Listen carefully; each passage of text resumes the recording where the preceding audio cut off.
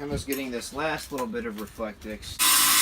We are not going to be using this flooring out here that came with it because that's not a very good thing to secure all of our benches and all the steel framing and the cabinets and all of that stuff too.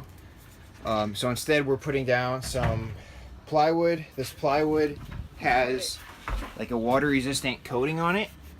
So if the floor does get wet and it seeps through, that should hopefully be fine. We are insulating our floor.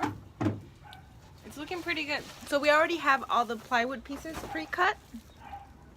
And we're gonna put them over the Reflectix.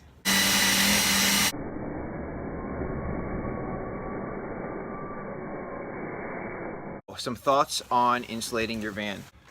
When you're insulating the floor and the ceiling, you've got height limitations, right? Because otherwise the van's gonna be too short and you're not gonna be able to stand underneath it. You know, especially once you add in your ceiling and flooring material. So on the floor, we're just doing one layer of Reflectix because it's very thin. It doesn't have a high R value, but we can't use anything thicker and it's better than nothing. On the ceiling, we've got, I don't know if I can show you anywhere, we've got one layer of Reflectix. Let's see, where am I pointing? We've got one layer of Reflectix, and then we've got this material here, which is called insul foam. And it's, one side of it is shiny, like this piece, which we had to just cut that and put that the opposite direction because we had a little bit that was shaped that way. So it's shiny on one side, that's got a reflective barrier. So we want to have that on the top of the van because our main concern for insulating is keeping the heat out. When the sun hits the van and it warms it up, we want the van to stay cool because we live in Southern California. So we want to reflect the heat out mostly. I think if you lived in a colder climate, you would want it the opposite way because you want to keep the heat in. Now that we have this up, once we get our electrical run, we're going to run another sheet of Reflectix underneath this if we have enough room. I think there are some areas like along the edges of the van here where there's not really going to be enough space to run another sheet of Reflectix.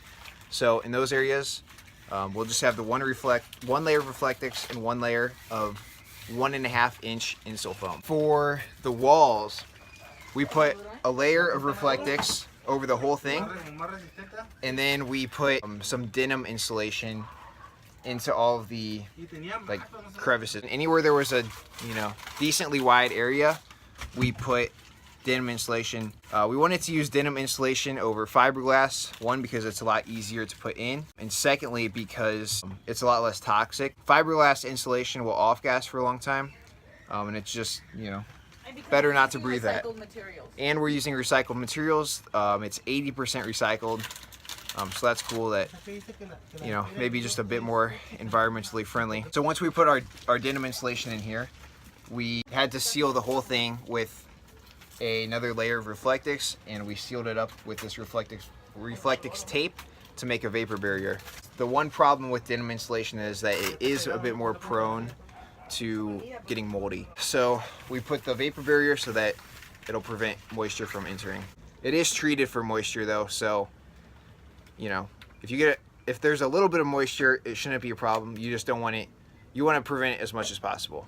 Because it's a van build and not a house build, you have to use materials that are going to give you the best R value per thickness. Okay, that's the most important thing really, and so that's why we chose Reflectix for a lot of it. The other things that we did is that we put Reflectix underneath the headliner, so we've got kind of one layer around the whole thing, and actually we have it overlapped in the middle because we just used a big roll and we put one on one side and one on the other side over here. And then in some of these little like channels that run across the top here, we put some foam spray in. Oops, where's it at? We put some foam spray in because we couldn't really get denim in there very well. On the sides of these, we actually did use some denim. We just kind of shoved it inside because there's, let me see if I can show you.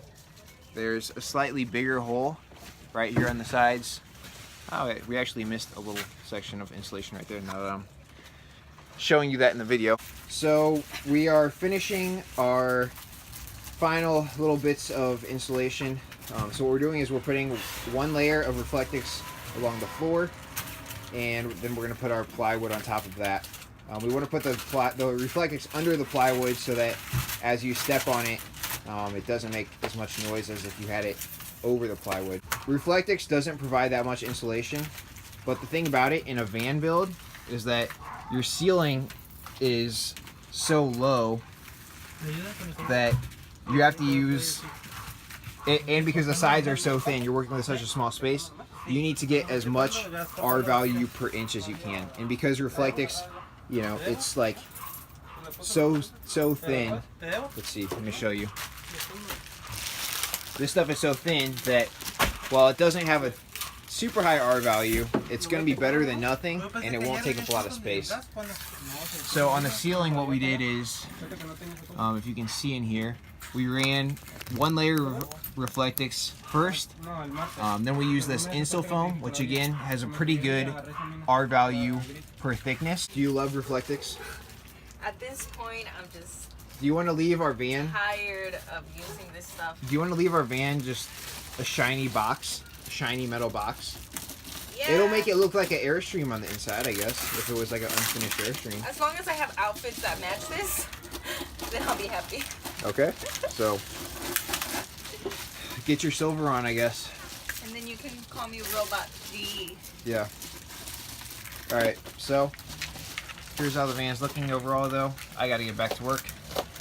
I kind of like filming, though. I just want to film and watch you guys do all the work. How about that? Sun is down, but we're working to the late hours. We or us? Go. Look at that hole.